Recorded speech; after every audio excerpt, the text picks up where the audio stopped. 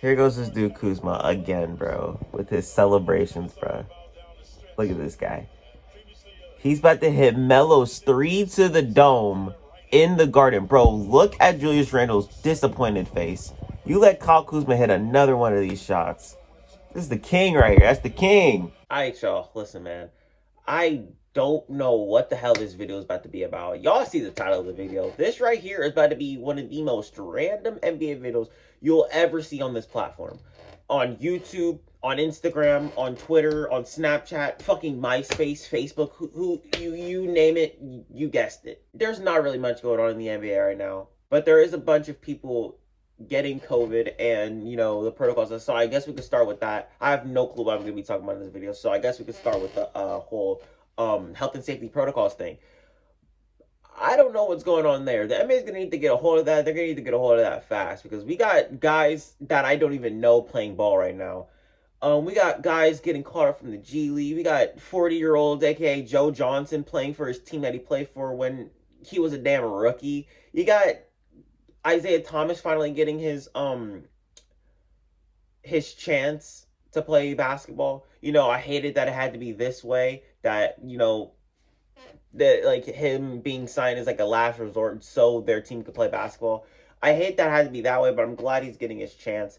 You got NBA stars like Kevin Durant and James Harden, fucking Trae Young. You got all these stars and all these basketball players and all these rotational pieces literally getting COVID and getting put in health and safety protocols. And I think that it's time they need to change that up. Maybe they can implement people wearing more masks. And I think they're actually starting to do that.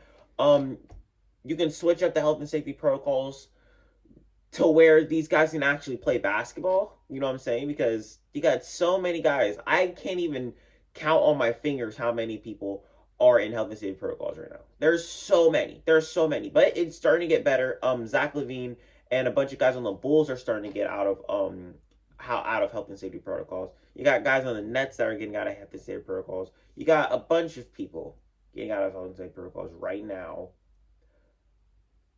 But it's still in a bad state right now. It's still in a bad state. This has been going on since the season started, since back in November. It's been going on for a whole ass month, and there's a big ass outbreak. And it's not just the NBA as well, it's NFL too. They're getting hit with it as well. Man, this could literally be the new norm for sports, bro. This literally could be the new norm for sports because there's nothing you can really do. I mean, we're still in a pandemic. You can't really do nothing about it. But it's crazy because a lot of teams did get hit, and the one team that didn't really get hit is the Phoenix Suns. And man, the Phoenix Suns have been amazing. They have been amazing. Literally, Devin Booker's on like a 20-game win streak right now. Like, like him himself, he's on a 20-game win streak. Because when he got injured, they were still on that winning streak. But he came back, and they're on like a 4 or 5-game winning streak right now. Bro, Devin Booker is the definition of winning basketball. And it's crazy how he loves to have undefeated streaks, bro. He's on a 20-game winning streak right now. He went 8-0 in the bubble. And even when they came back, they went on like a 3-game winning streak to start the season off. So he went like 11-0, and he was like, I don't know. But all I know is that Devin Booker is a winning player.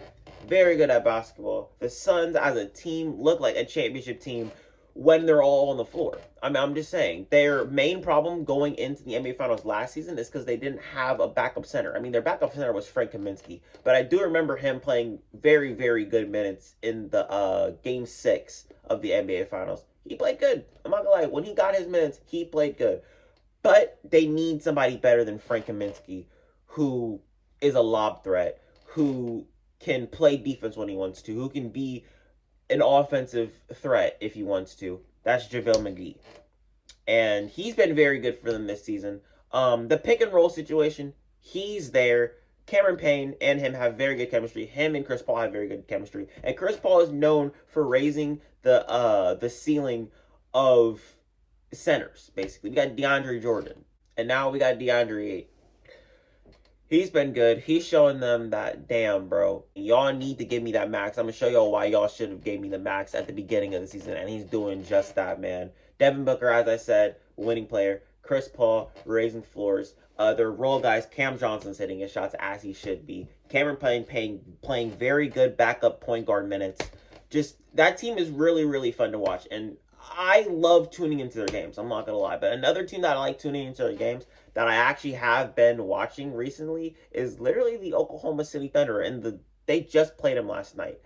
But the thing is, I couldn't really watch that game because I have League Pass. Trust me, I have League Pass, but there cannot be two people watching at the same time for some reason. I have the one that's $29.99, and for some reason you can't have two people watching at the same time. So what I want to do is I want to watch it on my TV and I want to watch it on my laptop. I can't even do that. So I have to go to this damn illegal stream site, NBA Byte. Check that shit out. Sometimes it works, sometimes it doesn't, and it's bullshit. I don't like it. It's annoying. It's annoying as hell.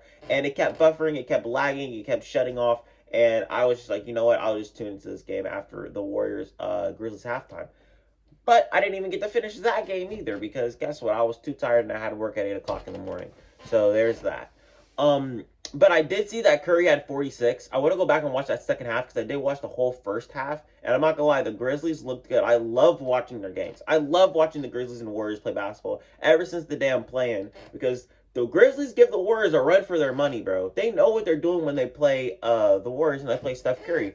And not gonna lie, they had a pretty competitive game, so I not gonna lie, I probably could have stayed up. What was the score? Like what, 113 to 104? If that was the score off the top of my head. But I did see that Curry had 26. I did see with the box score, I did see that the Grizzlies had good ball distribution. They had like I want to say like 5 guys in double digits. I want to really go back and watch that second half because I love watching both teams. I saw that thing about Ja Morant a couple games ago when he played the Thunder. They lost by like a couple points, and fans in the Grizzlies stadium, they were literally saying that Josh should just sit out, bro.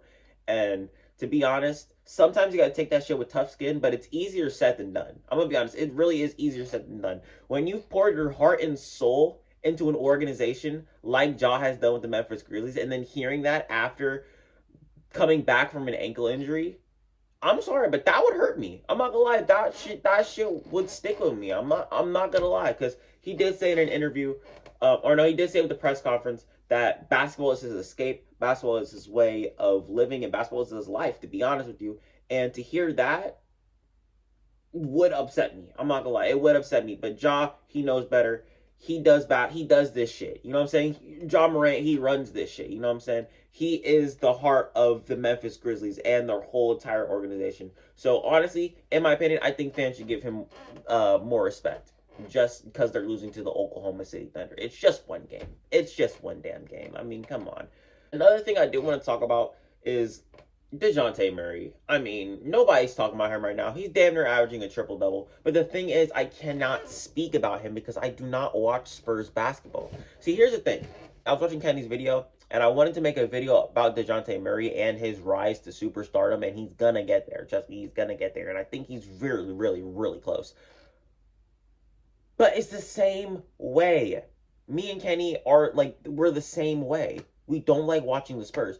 I personally don't like watching the Spurs because I think they're a boring team. Kenny was right about that. They are a boring team. I didn't watch them. I didn't really watch them when DeMar DeRozan was there. I didn't really watch them when Tim Duncan was there. Even in Tim Duncan's when he was exiting his prime when they won the championship. I obviously watched the NBA Finals, but I did not watch them that whole entire regular season because I just didn't give a fuck. I mean, the San Antonio Spurs, they're one of the most winningest teams in NBA history, and somehow, some way, I still think they're boring. I don't know. I just can't watch NBA teams when I know what the result is going to be. They're that good. They were that good. I'm not going to lie. But I haven't been tuning into any Spurs game this season. I could probably say that I've seen probably 4. That's the Celtics when they faced the Lakers 2 times, and another one that I can't fucking remember. You know what I'm saying? But I got to start watching Spurs games because you know why? Dejante Murray. He's just that guy. He's just that guy. He can do basically everything. He plays very good defense. From what I've seen, he's played very good defense. He's a very good facilitator. He can shoot off the dribble. He can drive. You know, he can shoot. He can score on all 3 levels. And he can do it efficiently. So I have to watch him. I have to watch him. If I'm a big Ricky Rubio fan, and this guy Dejante Murray's giving me exactly what Ricky Rubio does at a higher level, and he can play defense, I think I gotta watch Dejante Murray play basketball. And another person that I want to talk about, but I can't talk about, is Tyrese Halliburton. Man, I really want to watch Kings games, but they're just so fucking terrible. They're just so bad. I heard that De'Aaron Fox was out, and Tyrese Halliburton has been playing point guard, and he has been lighting it up. I'm not gonna lie, he can facilitate. And Kenny did say that he wants the Kings to build around Tyrese Halliburton, and I'm not opposed to that. But I can't really say that because I don't watch Kings basketball. See, Kenny, he watches Kings basketball. He loves De'Aaron Fox. He's a big De'Aaron Fox fan. I don't watch Kings basketball. I haven't watched Kings basketball since they were fucking good. They haven't been good since 2005 when they had damn Mike Bibby and all of them. I really need to watch those two teams. Those two teams are definitely going to be talked about very, very soon. And stay tuned for that. I don't really know what else to talk about, but I do have ADHD, so it will come to my mind. Actually, let's talk about the Rockets. See what I'm saying? Let's talk about the Rockets. It's kind of weird how Jalen Green is out. He gets injured in one game. Can't remember who it was against. It was against the Chicago Bulls. I remember now. He went out with an injury like 10 minutes of the game, and they win. The Rockets finally win. They were one of the worst teams basically of all time. They're on track to become one of the worst teams in NBA history, and they win. And then the next game, they win. And then they keep winning, and then they keep winning, and they win 7 games in a row. You know what I'm saying? The worst team in the NBA wins 7 games in a row after going on a 15-game losing streak. Never been done before. Has never been done before. And I'm not gonna lie, I loved watching it. I loved watching every single minute of it. Because Armani Brooks, my favorite player on the Rockets. I actually kind of want to make that video. I want to make it like my favorite players on every single NBA team. I think that'd be a fun video to make. Let me know if y'all want to see that. But I love watching Armani Brooks play. I love watching Christian Wood play. I love watching Jae'Sean Tate play. You already know that's an Ohio State alumni. You already know I gotta watch him play basketball. And Kevin Porter Jr., who has been out as well, and who's been playing fucking horrible this whole entire season when he was literally my most improved player pick. Don't know how that happened. You stunk the whole entire fucking state of Houston. I'm such an idiot. The whole entire city of Houston up. And it was bad. It was bad. He played horrible, so he's been out. He comes back on the 27th, I believe. But Jalen Green recently has came back. And he looked amazing. He what 6 threes? He went 6 for 9 from 3. Had like 23 points. He played good. He did play good. He played amazing. And welcome back to Jalen Green, man. I'm glad that he's back, and hopefully they can actually win games with him in, and him and Kevin Porter Jr. Because I really gassed this whole entire team up to be like almost a play-in team. But they're playing like shit, and it sucks, man. But I still like watching them. Shout out to the Rockets. I always talk about my Boston Celtics real quick. It sucks because we're coming off a win against the Cavs. Joe Johnson got to play. He hit a bucket. I was so happy, bro. I was so happy. I was like, this man better come in and make at least one basket because I want this shit to be all over social media. I wanted to be on Twitter. I wanted to be on LinkedIn. I wanted to be on Instagram, on Snapchat. I wanted to be everywhere. Because I wanted the Celtics to finally be in the media for one fucking time. And something that isn't negative, and finally it wasn't something negative. Joe Johnson, he hit a shot. And I'm happy about that. I actually saw this one thing that was saying the Celtics had to turn their back on Taco Fall, and it's now Joe Johnson is the new face of the Boston Celtics type shit. You know what I'm saying? Instead of Taco Fall, and I thought that was pretty funny. Shouts out to Taco though. He finally started in his first game against his former team, which is hilarious. And I'm not gonna lie, he didn't play that bad. I don't know his stat line, but what I've seen from the game, I don't think he played bad.